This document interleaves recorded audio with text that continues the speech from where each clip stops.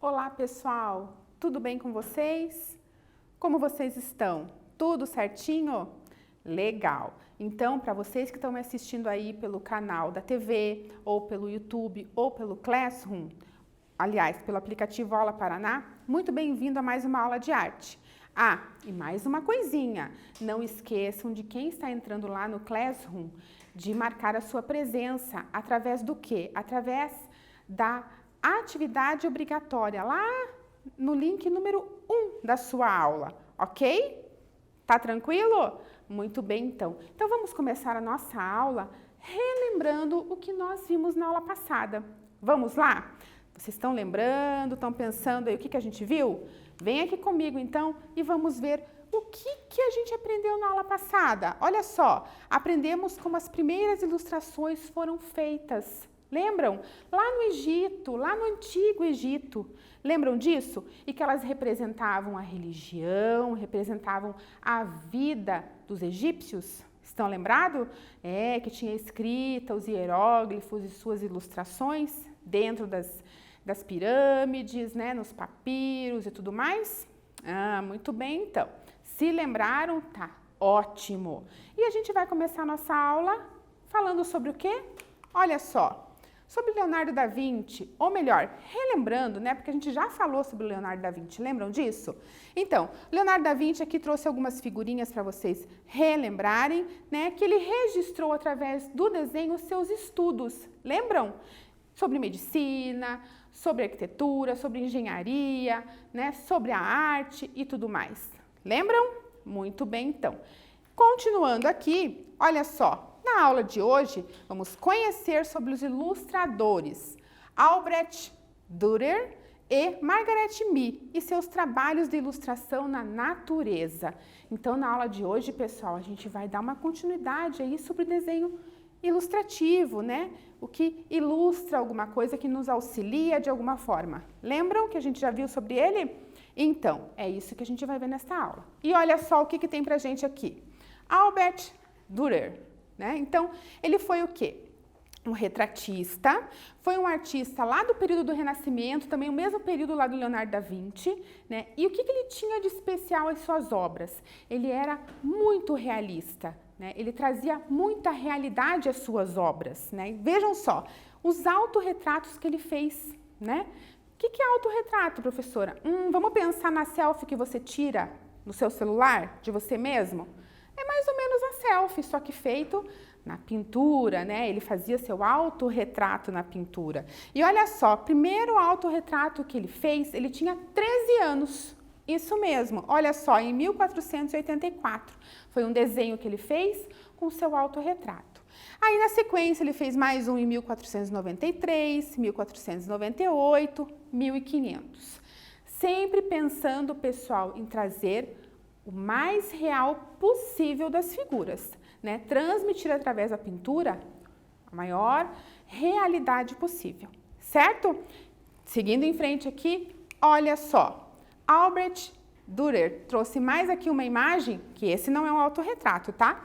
Esse é um retrato de Oswald Krell, né? Que foi feito em 1499, pessoal. Então, foi uma encomenda aí de um retrato e ele retratou essa pessoa, tentando trazer o mais real possível. Inclusive, gente, ele tentava também, através da sua pintura, trazer um pouco até da personalidade da pessoa, tá?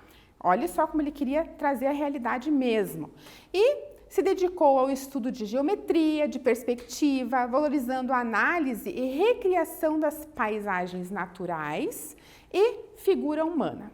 Certo? Então, pessoal, além de fazer os retratos, ele também começou a retratar as paisagens, né?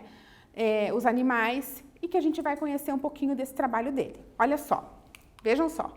Ah, mas antes ele falava sobre perspectiva. Ah, professora, o que é a perspectiva, professora? Muito bem, olha lá. É a técnica de representação tridimensional. O que ela faz? Ela ajuda a fazer as figuras em 3 dimensões, com altura, largura e profundidade. E essa técnica foi criada, foi descoberta lá no período do Renascimento. certo? Olha aqui, eu trouxe esse desenho, é um desenho, né, em que tudo parece ali, vejam a imagem ali, o que parece estar mais próximo da gente, não está maior? E o que está aparecendo mais longe, no final da rua, não está menor? Então, essa técnica da perspectiva nos ajuda a fazer isso. Eu trouxe aqui uma outra imagem para vocês, que é uma fotografia, que nos ajuda a entender um pouquinho sobre isso. Olha só, uma fotografia, né? E nós temos ali em vermelho uma linha do horizonte. Então, quando a gente vai fazer um desenho, sempre tem que ter uma linha do horizonte ali que vai nos dar uma base entre céu e chão e terra, né? E aqui nós temos em azul umas linhas que se convergem a um único ponto, certo? Que a gente chama de ponto de fuga, né? Então, essas linhas que se convergem ali, ó, tá vendo que tá bem certinho as laterais da estrada, da rua, e as linhas, né, pintadas da rua ali, bem certinho convergendo ao ponto de fuga? Então, esta técnica da perspectiva auxilia a gente a fazer os desenhos. É claro, gente, quando a gente estiver presencialmente aí na sala, vai ser muito mais divertido e muito mais fácil a gente construir isso através do desenho e a prof vai poder aí, os professores, né, vão poder auxiliar vocês na hora de fazer o desenho, certo?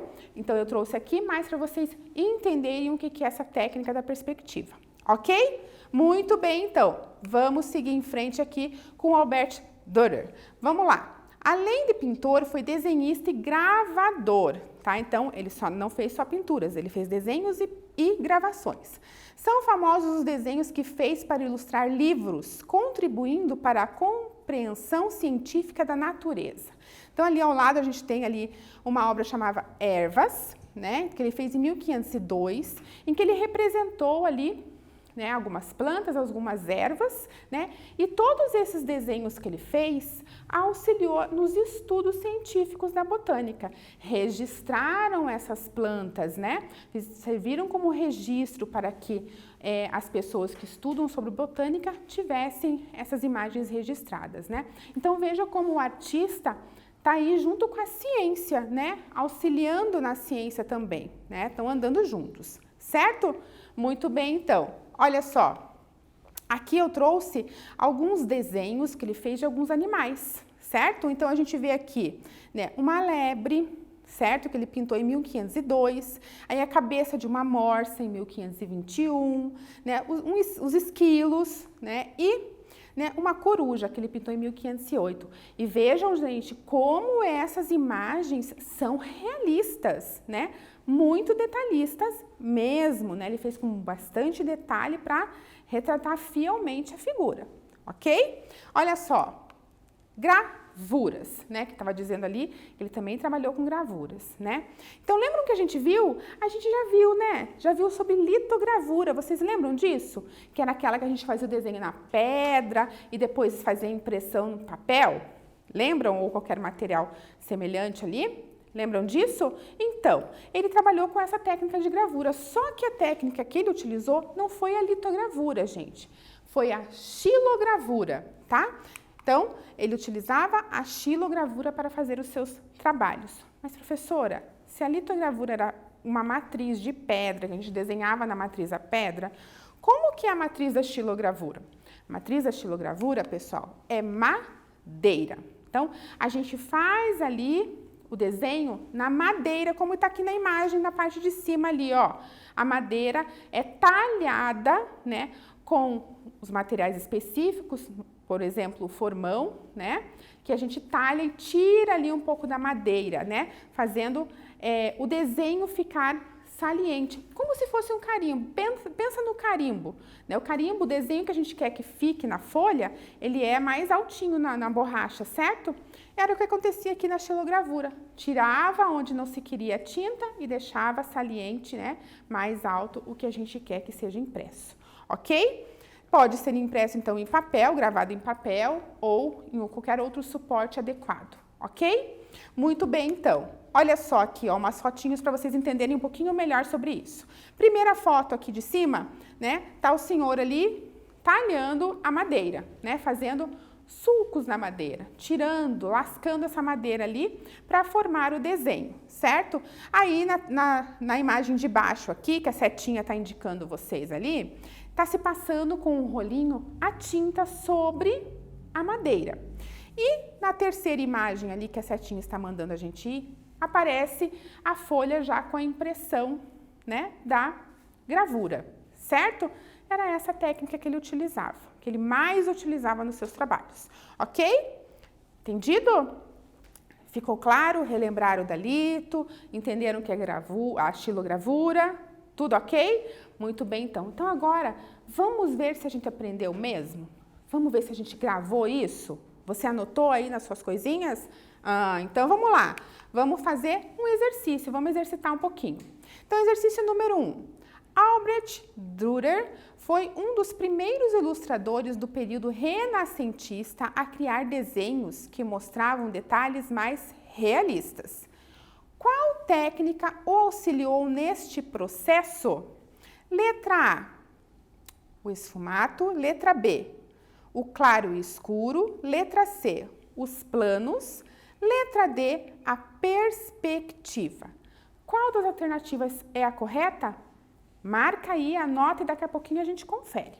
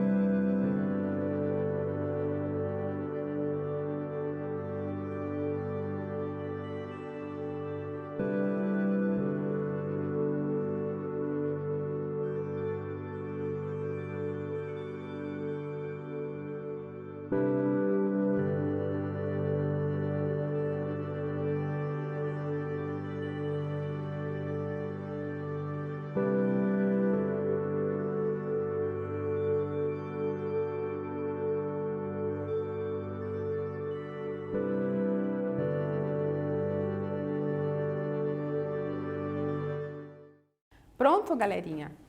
Anotaram aí qual é a alternativa correta?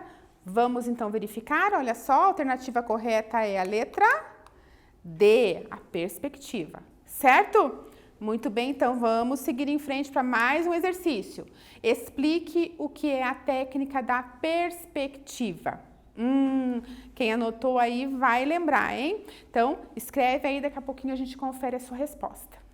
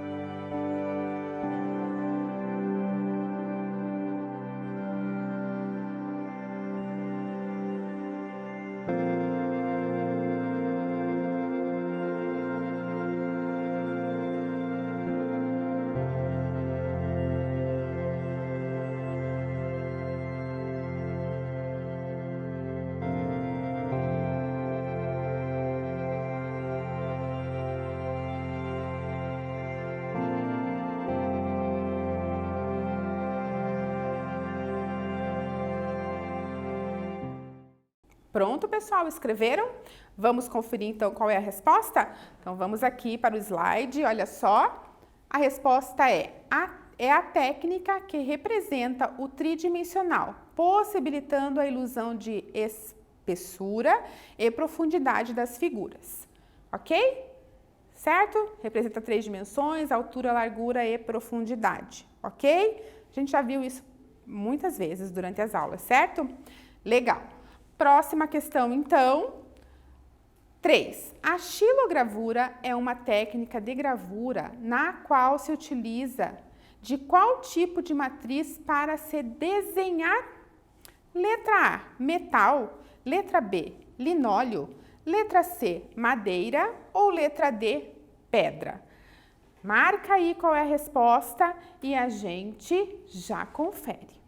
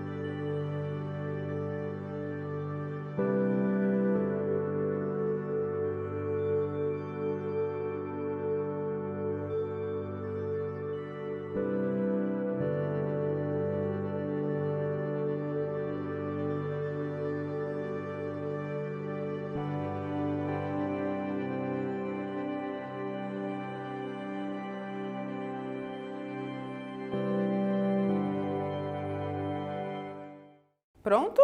Anotaram? Marcaram qual é a alternativa? Vamos conferir então? Vem aqui para o slide, olha só. A correta é a letra C, madeira, ok? Bem tranquilo, né? Vamos então aqui para a quarta questão, que é para encerrar essa primeira parte da nossa aula. Olha só. Qual a contribuição de Albrecht Dürer com seus desenhos de plantas e animais? Como que ele contribuiu? Anota, escreve aí, daqui a pouquinho a gente vai conferir a sua resposta.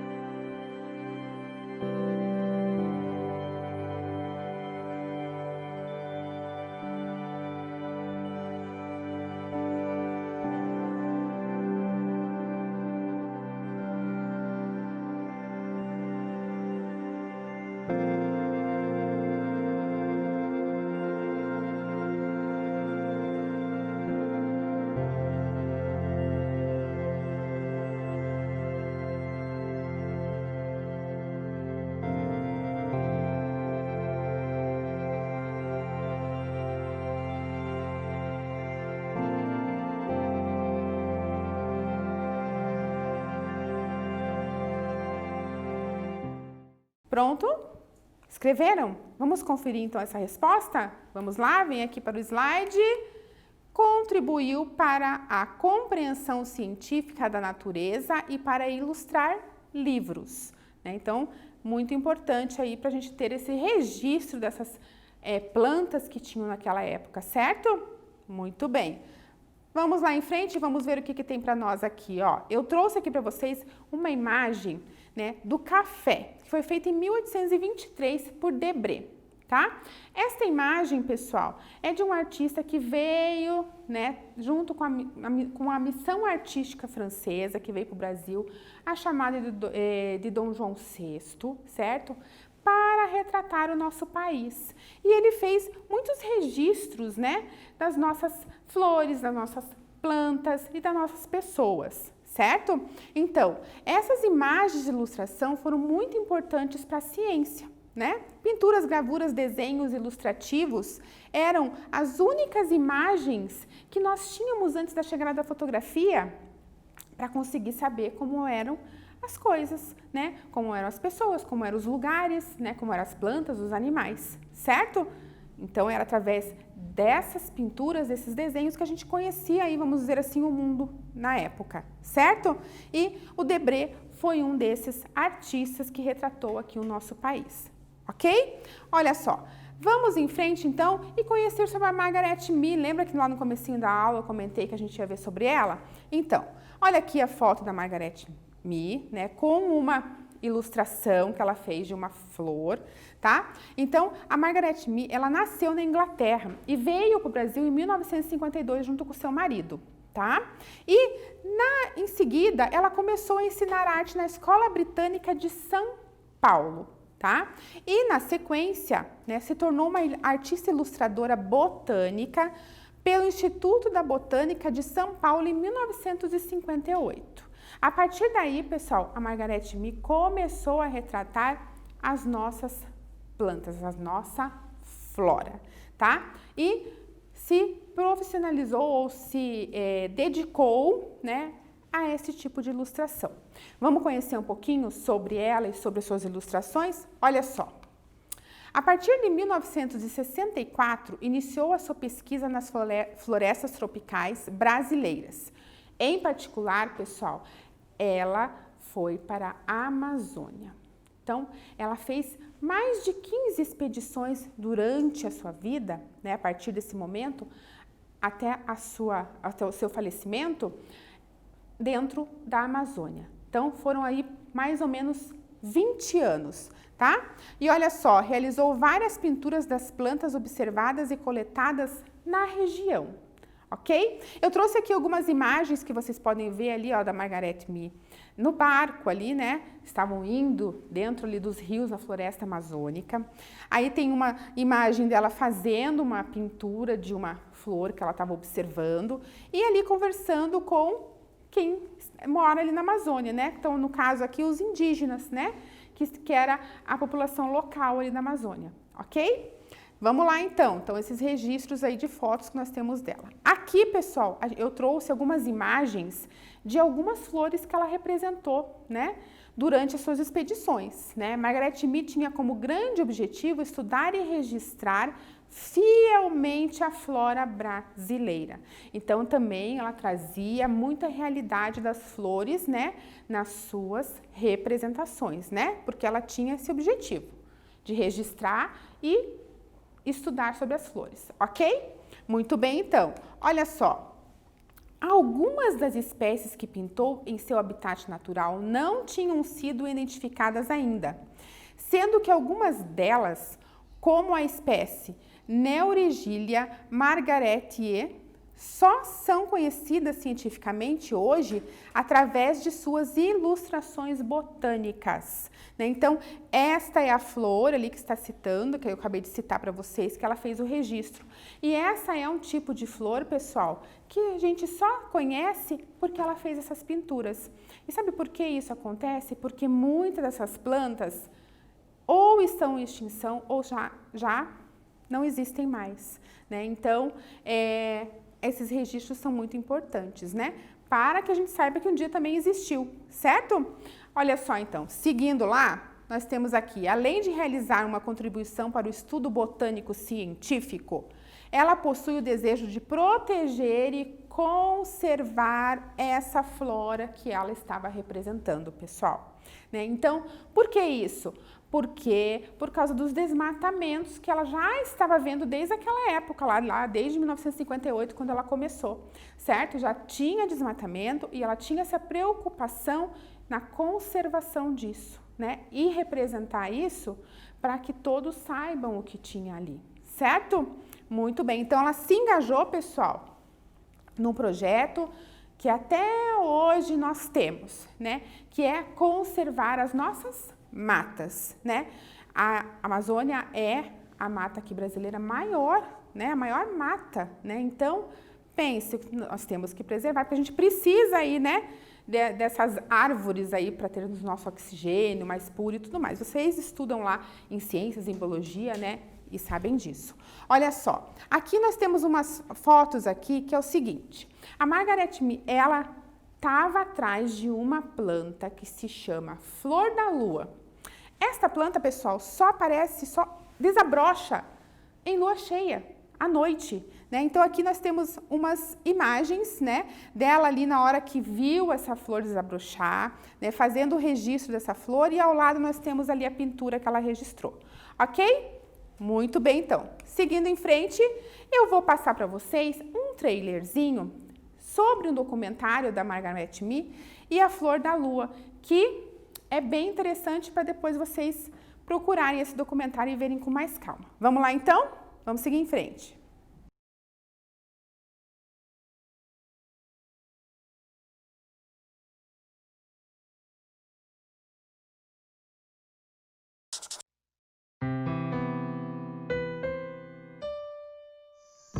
Well, I fell completely in love with the flora of Amazonas.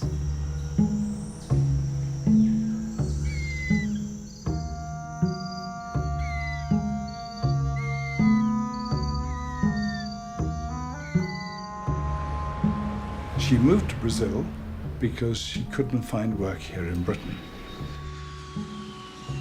Ela antes não era artista botânica, Margaret era uma artista plástica, modernista, e as pinturas da Margaret são completamente diferentes das pinturas botânicas. Parece que ela entra dentro da planta, assim como eu acho que ela está dentro dessa floresta. A Amazônia, acho que sempre teve aquele mistério muito grande. A Amazônia é a maior floresta do mundo. E a grande diferença na maioria das pessoas é que ela agiu quando teve oportunidade. Tem muita gente que tem sonhos que não realizam porque falta a aventura.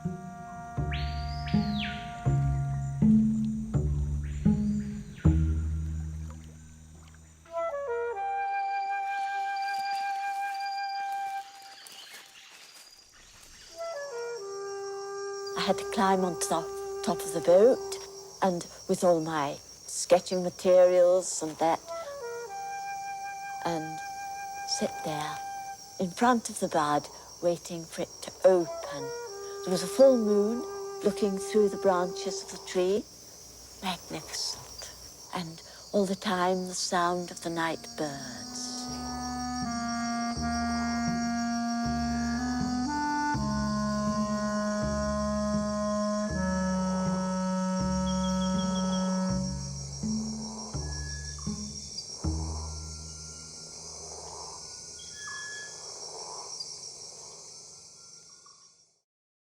Então, pessoal, viram ali o vídeo do documentário?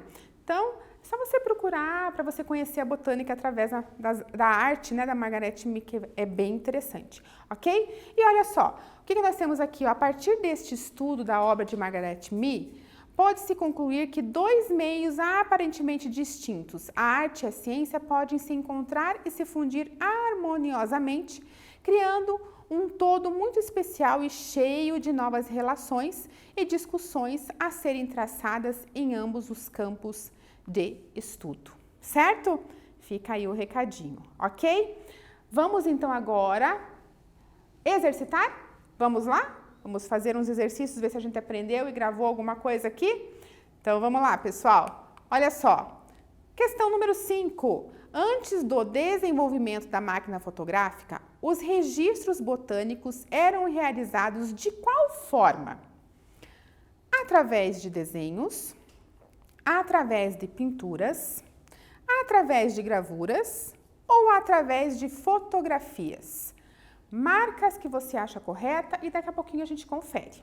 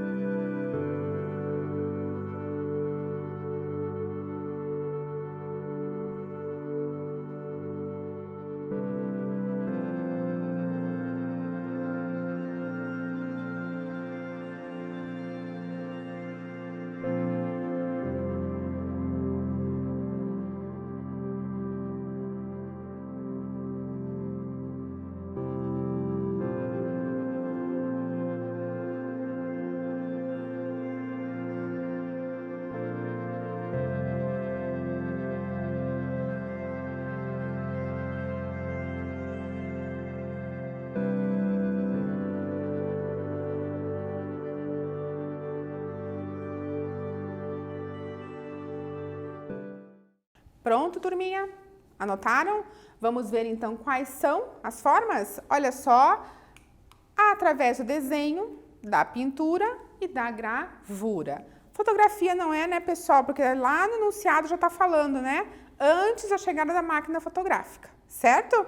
Muito bem, então. Vamos adiante, questão número 6.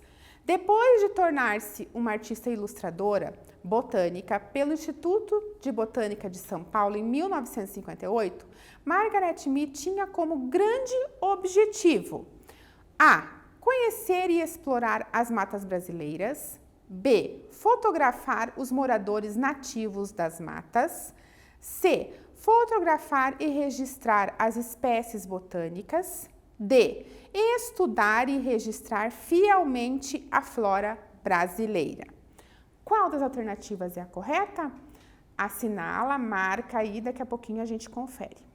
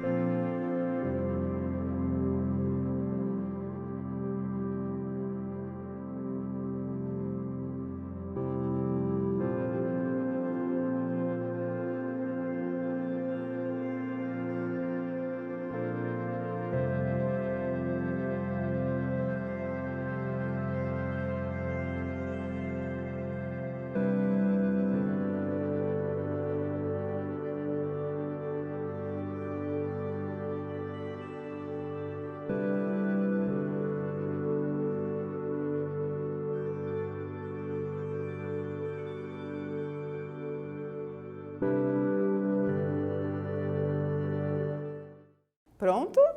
Já registraram a resposta de vocês? Vamos conferir então? Vem aqui para o slide e vamos dar uma olhadinha na alternativa D. Estudar e registrar fielmente a flora brasileira. Ok? Vamos em frente então para a questão número 7. Junto com o objetivo de estudar e registrar fielmente a flora brasileira, contribuindo para os estudos científicos, Margaret Mee possui um desejo muito importante. Qual era este desejo? Lembram que a gente comentou? Escreve aí, daqui a pouquinho a gente confere a sua resposta.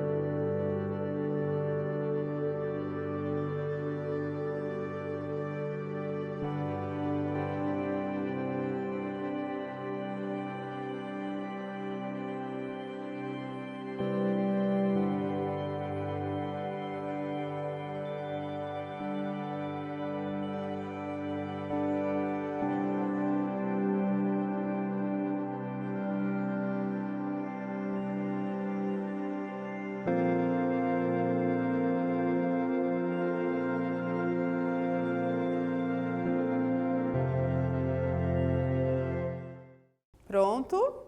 Escreveram a resposta? Vamos conferir qual foi então? Vem aqui para a tela e vamos dar uma olhadinha. Olha só. Possuía o desejo de proteger e conservar a flora tão rica que poderia vir a ser esquecida devido ao desmatamento intenso. Certo? Olha a preocupação dela então, né, em registrar, e ao mesmo tempo ali nas suas expedições ela estava aí fazendo um alerta, né, sobre o desmatamento, ok? Vamos lá então, questão número 8, chegando aí. Antes de se tornar uma artista botânica, realizando ilustrações da flora amazônica, Margaret Mee era uma artista do estilo, letra A, acadêmico, letra B, impressionista, letra C, modernista ou letra D, contemporânea.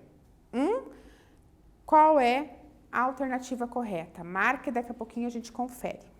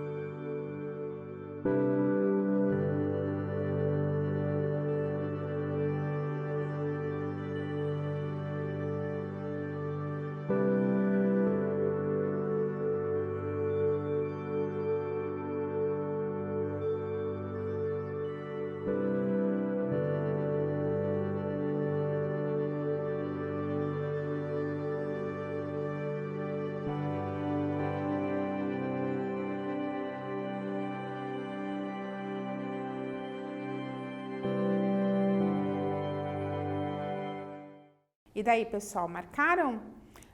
Perceberam que se você estava anotando tudo que estava no slide, essa resposta não estava bem no slide, sabia? Estava no vídeo. Se você não prestou atenção no vídeo, não vai conseguir responder ou não conseguiu responder, certo? Então, vem aqui comigo para a gente conferir essa resposta. Tem que prestar atenção em tudo, hein, pessoal? Vamos lá. Olha só, a resposta correta é a letra C. Ela era modernista, ok? Vamos relembrar aqui rapidinho? Acadêmico, aquela que tinha regras para se cumprir quando se fazia arte, lembram? Muito bem. O impressionismo, o impressionista, aquela que saiu ao ar livre, né? Lá no final do século XIX, para pintar como era a incidência da luz solar, né? Sobre os objetos, como que a cor se comportava, certo? O modernismo, né? Início do século XX, novas tendências, vanguardas europeias, expressionismo, cubismo, né? Fauvismo, lembram? Muito bem. E o contemporâneo é hoje. Certo? Atual, ok? Vamos lá, então. Vamos para a questão número 9, certo? E essa questão aqui, pessoal, encerra a nossa aula de hoje, ok? Vamos lá? Vamos lá. Como se chama a flor que Margaret Mee procurou por mais de 20 anos na Amazônia? Letra A, bromélias. Letra B, cabeleira vermelha. Letra C, cachos dourados. Letra D, flor da lua. Qual foi dessas espécies que ela procurou por mais de 20 anos? Marca a alternativa correta e daqui a pouquinho a gente confere.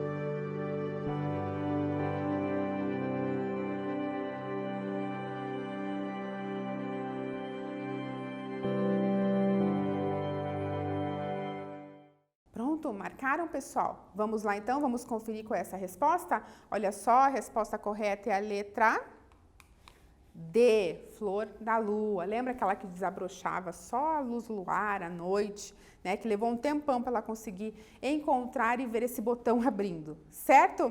Muito bem. E olha só o que eu trouxe para vocês aqui, ó. Eu trouxe uma imagem, pessoal, de uma coleção de joias, né? Que foi inspirado nos desenhos da Margaret Mee, né? Olha só que interessante, olha que bonitas essas joias, né? Então, olha como a arte também inspira outras formas, né, de se trabalhar artisticamente, né? Vamos falar assim que um ourives, ele é um artista, né? Aquele que cria as joias, certo? Então, olha só, ciência, arte, né? Parte de ouro, né? De joias, tudo junto ali, né? No nosso dia a dia, certo? Muito bem, pessoal. Então, aqui a gente encerra a aula de hoje. Eu espero que vocês tenham gostado de conhecer esses dois artistas e como eles foram importantes para o estudo da botânica, da ciência, tá? E que vocês estejam comigo lá na próxima aula, sem falta. Ok, pessoal? Um super abraço e até lá!